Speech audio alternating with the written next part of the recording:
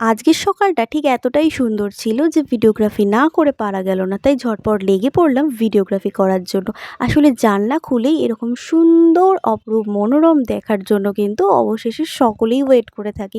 আর সবুজ উদ্যান দেখা কিন্তু আমাদের চোখের জন্য, স্বাস্থ্যের জন্য খুবই ভালো। আর তার ফাঁক থেকে এক ফালি রোদের আলো যদি আমাদের ঘরে এসে পড়ে, তাহলে তার কোনো কথাই নেই। এই খোলা আকাশের নিচেই আমাদের বাস। আর সেই উপভোগ করার জন্য সৌন্দর্যের পেছনে কিন্তু আমরা সবসময় ছুটে থাকি। আর আজকের সকালটা শুরু হলো কিন্তু এই এগ স্যান্ডউইচ ব্রেকফাস্ট দিয়ে, যাতে সারা দিনটা কিন্তু আমার খুব ভালো কাটে। তারপর স্নান সেরে নেওয়ার পর কিন্তু আমি চলে এলাম বিছানা পরিষ্কার করতে। অ্যাকচুয়ালি আমি পুরো বিছানাটা কিন্তু অবশেষে তুলে রেখেছিলাম।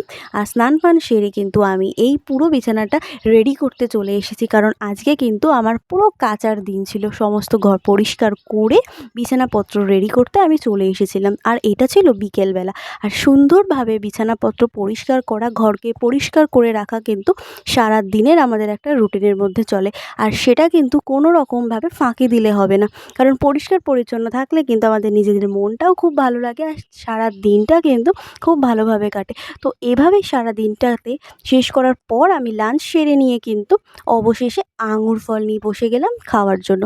তো অবশেষে কিন্তু ধীরে ধীরে বিকেল নামতে শুরু আর আমি চলে এসেছি আমার ইনডোর প্ল্যান্টগুলোতে জল দেওয়ার জন্য, কারণ ইনডোর প্ল্যান্ট কিন্তু আমাদের অক্সিজেন দেয়। আর তাকে যদি আমরা ভালোভাবে যত্ন না করি, তাহলে আমরা কি করে অক্সিজেন পাবো?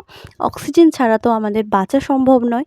তাই জন্য এভাবে আমি কিন্তু আমার ঘরের সাথে সাথে আমার গাছেরও খেয়াল রাখি, এবং নিজেরও খেয়াল রেখে পরিবারের খেয়াল রেখে এইভাবে চলেছি। অন্যান্য দিন কিন্তু আমার মুডটা হাই পাওয়ারে রাখার জন্য কিন্তু আমি গান চালিয়ে নিই, যাতে সারা দিনের এনার্জির সাথে সাথে আমি কাজ করতে পারি ভালো মুডে। আজকে কিন্তু আমি গান চালাইনি, কারণ আজকে আমার কিন্তু পুরোটা ভিডিও চলছিল, তাই আমার মনটা সেদিকে চলে যাবে বলে আমি আজকে কোনো রকম গান না চালিয়ে কিন্তু পুরো কাজটাকে কমপ্লিট করে ফেললাম, শুধুমাত্র ভিডিও বানানোর তাগিদে। তারপর ব্যাস সন্ধে নামতেই চলে এলাম সন্ধে পুজো দেওয়ার জন্য। আমার গোপাল কিন্তু অপেক্ষা করে রয়েছে কখন আমি পুজো দেবো। হ্যাঁ, গোপাল সেবা করার কিন্তু একটা সঠিক সময় থাকে। তো সেই সময়ের মধ্যেই আমি চেষ্টা করি গোপালকে সেবা করে দেওয়ার, এবং তাকে তার খাবার দাবার দিয়ে ঘুম পাড়িয়ে দেবার। তোমরা কিন্তু ভেবো না এই শঙ্খের আওয়াজটা আমার, কারণ ভিডিও করার সময় যে সাউন্ড ছিল সেই সাউন্ডটাকে আমি অফ করে কিন্তু ভিডিওটা রেকর্ডিং করেছি, এবং রেকর্ডিংয়ের সময় কিন্তু আমার পাশের বাড়ির এক কাকিমা শাঁখ বাজাচ্ছিল, সেই আওয়াজটাই কিন্তু সদর দরজায় এসে পৌঁছেছে। তো যার জন্য এই আওয়াজটা হতে শুরু করেছে। সারাদিনে কতটা আমি গোপালের জন্য সেবা করতে পারি তা তো জানি না, তাই সেইটুকু ক্ষমা প্রার্থী যে আমি কিন্তু গোপালের সাথে সবসময় কথা বলিনি। চলো আমার গোপাল সোনাকে তোমরা দেখে নাও। এই হচ্ছে আমার গোপাল ভাই। তো তার সাথে তোমরা অবশ্যই সাক্ষাৎ করে নিও। আর এই গোপালের আশীর্বাদ তোমাদের সকলের জন্য, সকলের গৃহে, সকলের পরিবারে থাকুক।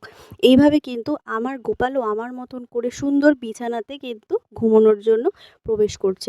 তার সমস্ত গয়নাগাটি বাঁশি খুলে কিন্তু আমি অবশেষে তাকে শুইয়ে দিলাম তার বিছানাতে। এই বিছানাটা কিন্তু আমি কিনেছিলাম আজ থেকে ২ বছর আগে। প্রচণ্ড ভালো লেগেছিল।